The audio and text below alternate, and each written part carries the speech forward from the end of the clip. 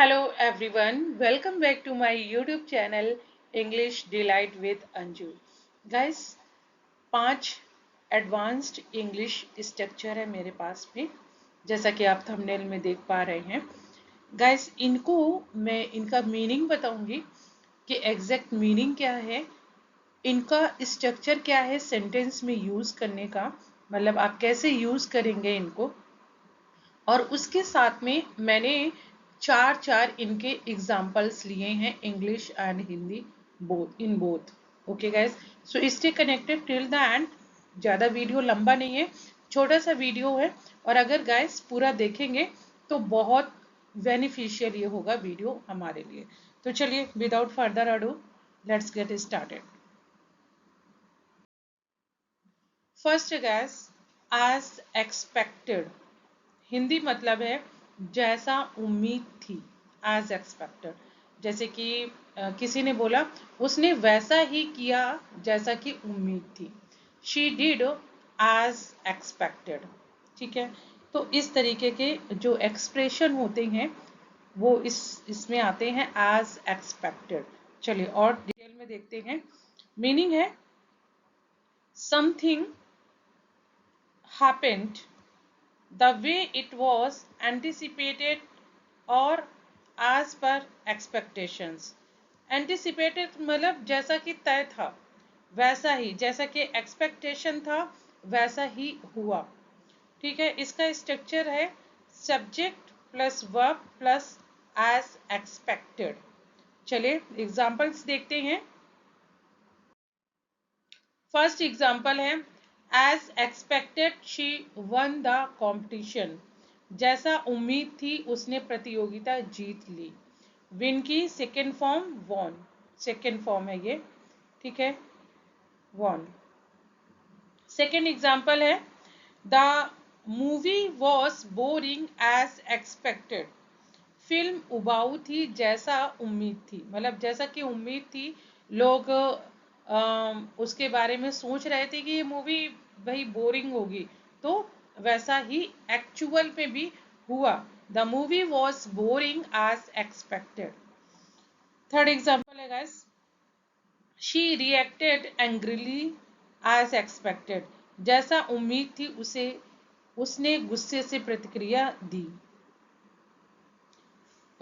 Fourth है the prices went up as expected. मूल्य बढ़ गए जैसा उम्मीद थी. गो की सेकेंड फॉर्म है went. The prices went up as expected. ठीक है गाइस, तो ये था आपका एज एक्सपेक्टेड, मतलब जैसा कि उम्मीद थी. नेक्स्ट है आस्क फॉर. आस्क फॉर का मतलब होता है कि मांगना या किसी से अनुरोध करना. Ask for. चलिए इसका मीनिंग देखते हैं.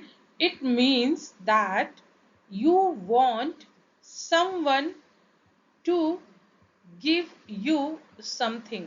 क्या मतलब है? इसका मतलब है कि आप किसी से कुछ मांग रहे हैं.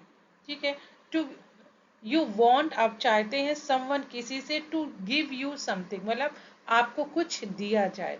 स्ट्रक्चर है guys subject plus ask for, उसके बाद ऑब्जेक्ट है. एग्जाम्पल्स देखते हैं. She asked for a glass of water. उसने पानी का गिलास मांगा. गाइस ये जो आस्क फॉर है, आस्क में आपका आज पर ये टेंस आपका चेंज होता रहेगा. ये देखिए आपका आस्क का V2 यहाँ पे है क्योंकि पास्ट की बात हो रही है, मांगा, तो यहाँ पे आस्क का आस्क्ड हो गया, आस्क्ड.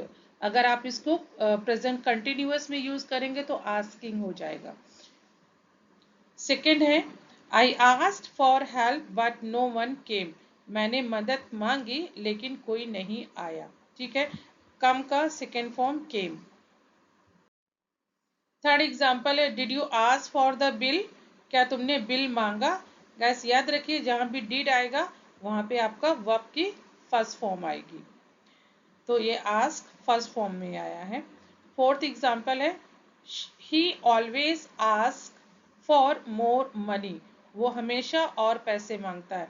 अब यहाँ पे ही आया है इसलिए यहाँ पे आस्क आया है, यस लगा है, ये third person singular present indefinite का टेंस है। तो आई होप गाइस ये आपको समझ में आ गया। आस्क फॉर मतलब किसी चीज के लिए मांगना, जैसे कि वो बुक मांग रही है तो she is asking for the book. वो खाना मांग रहा है तो he is asking for the food. Next है as far as I know. इसका मतलब है जहां तक मुझे पता है या जहां तक मेरी जानकारी है। गैस इसको as for as I know की जगह एक और इम्पॉर्टेंट फ्रेज बोला जाता है, as for as my knowledge is concern. उसका भी मतलब यही होता है, जहां तक मुझे पता है या जहां तक मुझे मेरी जानकारी है। देखिए मीनिंग देखिए, to say that something is true based on your current knowledge but you are not 100% sure। मतलब कि जो भी आपका नॉलेज है उसके अकॉर्डिंग आप सही हैं। To say that something is true based on your current knowledge, लेकिन आप 100% श्योर नहीं है। मतलब मुझे जहां तक पता है, मेरी जहां तक नॉलेज है, जहां तक मतलब मेरी अंडरस्टैंडिंग है, वहां तक ये बात सही है। मतलब मैं नहीं कहता हूं कि ये 100% ट्रू है, लेकिन जहां तक मुझे पता है, हम बोलते हैं ना भाई जहां तक मुझे पता है तो ऐसा ही हुआ है। तो जहां तक मुझे पता है मतलब जो मेरी इंफॉर्मेशन है, जो मेरी नॉलेज है, जो मेरी अंडरस्टैंडिंग है। So as far as I know structure है as far as I know plus subject, उसके बाद वर्ब, उसके बाद ऑब्जेक्ट। चलिए देखते हैं सेंटेंसेस। फर्स्ट है as for as I know he is still in Delhi. जहां तक मुझे पता है वह अभी भी दिल्ली में है। सेकेंड है as far as I know she hasn't submitted the report yet. ये आपका प्रेजेंट परफेक्ट का टेंस है। मतलब जहां तक मुझे पता है उसने अभी तक रिपोर्ट जमा नहीं की है। She hasn't submitted the report yet. Yet मतलब अभी तक। ये प्रेजेंट परफेक्ट का टेंस है। नेक्स्ट है as far as I know this restaurant is famous for its south Indian food. जहां तक मुझे पता है दिस रेस्टोरेंट इज फेमस, ये प्रसिद्ध है, for its south Indian food, अपने साउथ इंडियन फूड के लिए ये रेस्टोरेंट प्रसिद्ध है या जाना जाता है। फोर्थ है as for as I know they are not coming to the party. जहां तक मुझे पता है दे आर नॉट कमिंग, वे नहीं आ रहे हैं, टू द पार्टी, पार्टी में, वो पार्टी में नहीं आ रहे हैं। तो ये गाइस है as far as I know, जहां तक मेरी जानकारी है या जहां तक मुझे पता है। चलिए नेक्स्ट है अनलेस। अनलेस जब तक नहीं या यदि नहीं, ठीक है। और अनलेस का यूज होता है किसी भी कंडीशन के लिए। देखिए क्या है, used to show a condition something will not happen if the given condition is not met. मतलब यहाँ पे दो कंडीशन होती हैं। कंडीशन कि जब तक ये नहीं होगा तो ये भी नहीं होगा। जैसे कि जब तक तुम अपना होमवर्क नहीं करते हो तब तक तुम टीवी नहीं देख सकते हो। तो एक कंडीशन को जब तक तुम फुलफिल नहीं करोगे तब तक दूसरी कंडीशन को तुम नहीं कर सकते हो। तो जब कंडीशन की बात आएगा वहां पे यूज होता है अनलेस। और जब आपका टाइम ड्यूरेशन की बात आए वहां पे यूज होता है अनटिल।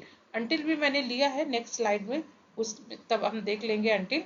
और इसका स्ट्रक्चर है मेन क्लॉज प्लस अनलेस और उसके बाद कंडीशन, ठीक है। तो मतलब पहले सेंटेंस से स्टार्ट होगा, फिर अनलेस लगेगा और फिर कंडीशन आएगी जिसको फुलफिल करना है। फर्स्ट एग्जांपल है you won't pass unless you study hard. और गाइस जो अनलेस वाला आप देख रहे हैं, अनलेस के जो बाद का है वो आपका प्रेजेंट इंडेफिनिट में आएगा, ठीक है, प्रेजेंट इंडेफिनिट। वैसे तो आपको साउंड करेगा नेगेटिव, लेकिन आपको नॉट नहीं लगाना है। जैसे कि आप देखेंगे कि तुम पास नहीं होगे जब तक मेहनत नहीं करोगे, तो तुम पास नहीं, अब यहाँ पे देख रहे हो नहीं, लेकिन यहाँ पे नॉट कहीं नहीं है। आप यहाँ पे देख रहे हैं, यहाँ पे नॉट कहीं भी नहीं है। क्यों नहीं है? क्योंकि अनलेस का साउंड ही नेगेटिव होता है, ठीक है। तो अलग से इसमें अनलेस यूज करने का कोई मतलब नहीं है। सेकेंड एग्जाम्पल है, I want go unless you come with me. ये वॉन्ट कंफ्यूज मत होइएगा, विल नॉट को मिला करके कॉन्ट्रास्ट कंस्ट्रक्शन है आपका वॉन्ट, विल नॉट को मिलाकर बनाया गया, शॉर्ट में लिखा जाता है want. Okay, so I want go unless you come with me. मैं नहीं जाऊंगा जब तक तुम मेरे साथ नहीं आओगे, ठीक है। यहाँ भी देखिए नहीं है, लेकिन यहाँ पे आपको नॉट कहीं नहीं मिलेगा, तो ये नेगेटिव साउंड करता है। थर्ड है, he won't apologise unless you ask him to. वह माफी नहीं मांगेगा जब तक तुम उसे नहीं कहोगे। फोर्थ है, you can't enter unless you have a ticket. तुम अंदर नहीं जा सकते जब तक तुम्हारे पास टिकट नहीं हो। तो ये गाइस अनलेस है जो नेगेटिव साउंड करता है। दो कंडीशन है, एक कंडीशन को जब तक आप फुलफिल नहीं करोगे तब तक दूसरी कंडीशन आप नहीं कर सकते हो। तो ये है गाइस अनलेस, और इसका मतलब होता है जब तक। नेक्स्ट है, take it for granted. Take it की जगह पे आप कोई भी नाउन या प्रोनाउन आप ले सकते हैं। तो इसका मतलब है कि किसी चीज को हल्के में लेना या किसी चीज की कदर कम करना, कम वैल्यू करना, उसको बिल्कुल तय मान लेना, तो वो होता है गाइस फॉर ग्रांटेड। मतलब take it for granted, for granted किसी चीज को हल्के में लेना। चलिए इसका मीनिंग देखते हैं। To assume something is true without checking, ठीक है, मतलब किसी चीज को मान लेना बिना उसका इन्वेस्टिगेट करना। दूसरा इसका मीनिंग है, to not value something because it is always available. मतलब किसी चीज की वैल्यू ना कम करना, किसी चीज को हल्के में लेना, क्यों? इट इज ऑलवेज अवेलेबल, क्योंकि वो हमेशा आपके लिए उपलब्ध रहती है। तो यही है फॉर ग्रांटेड, किसी चीज को हल्के में लेना। स्ट्रक्चर है subject plus take plus something for granted, ठीक है, take something for granted. Example, don't take my help for granted, ठीक है, don't take my help for granted, मेरी मदद को हल्के में मत लो या इसकी वैल्यू मत कम करो, तय मत मानो। सेकेंड है, she took her job for granted and lost it. उसने अपनी नौकरी को हल्के में लिया और उसे खो दिया। थर्ड है, we take electricity for granted until there is a power cut. हम बिजली की कदर नहीं करते जब तक बिजली नहीं चली जाती है। नेक्स्ट है fourth example, never take your parents love for granted. अपने माता पिता के प्यार को हल्के में मत लो। तो ये गाइस था टेक समथिंग फॉर ग्रांटेड, किसी चीज को हल्के में लेना।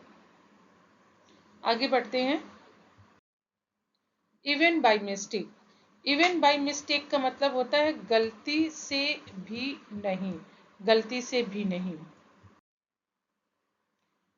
To emphasize that something should not be done under any circumstances even accidentally। मतलब कि किसी भी चीज को आपको बाय मिस्टेक नहीं छूना है, मतलब इवन एक्सीडेंटली, मतलब आपको धोखे से भी किसी भी हालात में, अंडर एनी सर्कमचांसेस, मतलब किसी भी हालात में आपको किसी भी चीज को नहीं छूना है, किसी चीज को नहीं टच करना है। To emphasise that something should not be done, कुछ मतलब नहीं किया जाना है किसी भी हालात में। स्ट्रक्चर क्या है? सब्जेक्ट शुड नॉट वर्क, उसके बाद even by mistake. First example है you should not reveal this secret even by mistake, मतलब गलती से भी तुम्हें ये राज नहीं खोलना है। रिवील मतलब होता है कोई राज बताना, कुछ भी आपका सीक्रेट है उसको बताना, रिवील करना, और ये एक वर्ब है रिवील। सेकेंड एग्जाम्पल है don't touch this switch even by mistake, इस स्विच को गलती से भी मत छूना। नेक्स्ट है he never utters a bad word even by mistake, वह गलती से भी बुरा शब्द नहीं बोलता है। ये प्रेजेंट इंडेफिनिट का टेंस है। फोर्थ है make sure you don't sign the wrong documents even by mistake, ध्यान रहे कि तुम गलती से भी गलत डॉक्यूमेंट्स पर हस्ताक्षर न करो। तो ये गाइस है इवन बाय मिस्टेक। हम अक्सर बच्चों को भी बोलते हैं ना, don't touch my mobile even by mistake, don't go there even by mistake, don't touch this things even by mistake, don't fight with anyone even by mistake. तो ये गाइस ये है इवन बाय मिस्टेक, मतलब गलती से भी ऐसा काम मत करो, वहां पे आप यूज करो इवन बाय मिस्टेक। नेक्स्ट है गाइस अनटिल। अभी हमने अनलेस पढ़ा और अभी है अनटिल। अनटिल का भी सेम साउंड होता है जब तक या तक, लेकिन इसमें थोड़ा सा बस हल्का स्लाइटली डिफरेंस है between until and unless. Unless होता है किसी कंडीशन को फुलफिल करने के लिए और अनटिल होता है किसी टाइम ड्यूरेशन के लिए। चलिए इसका मीनिंग देखते हैं। Is use to describe the time, देखा मैंने अभी बोला था time up to a certain point, ठीक है, ये टाइम ड्यूरेशन के लिए है। It can be used as a preposition और कंजंक्शन इन सेंटेंसेस। आपका अनटिल जो है वो एज अ प्रीपोजिशन या कंजंक्शन, मतलब कि कनेक्टर्स जिसको आप बोलते हो, इंग्लिश कनेक्टर्स या लिंकिंग वर्ड के रूप में यूज होता है सेंटेंसेस में। और ये इसका मतलब यही है कि सर्टेन पॉइंट तक आपका जो टाइम ड्यूरेशन को दिखाता है अनटिल। इसका स्ट्रक्चर है subject plus verb plus until plus point of time और उसके बाद एक्शन। वहां पे क्या था कि एक कंडीशन थी, मतलब दो कंडीशन थी कि एक को फुलफिल नहीं करोगे तो दूसरे को आप स्टार्ट नहीं कर सकते हो। इसमें क्या है पर्टिकुलर पॉइंट ऑफ टाइम है कि इस समय तक, ठीक है। एग्जांपल देखिए wait here until I come back, ठीक है, यहां रुको जब तक मैं वापस ना आ जाऊं। तो इसमें देखिए पॉइंट ऑफ टाइम है कि जब तक मैं वापस आने में जो टाइम लगेगा, तो ये पॉइंट ऑफ टाइम है, ठीक है। इसमें कोई कंडीशन नहीं है कि ये कंडीशन नहीं पूरी होगी, इसमें पॉइंट ऑफ टाइम है कि जब तक मैं ना आ जाऊं तब तक आप वापस ना जाओ, मतलब यहां रुको जब तक मैं वापस ना आ जाऊं। सेकेंड है ही वर्कड अंटिल मिडनाइट। अब मिडनाइट होने में कोई टाइम है ना कि इतने घंटे, ये तो वो पॉइंट ऑफ टाइम है कि वह आधी रात तक काम करता रहा। He worked until midnight.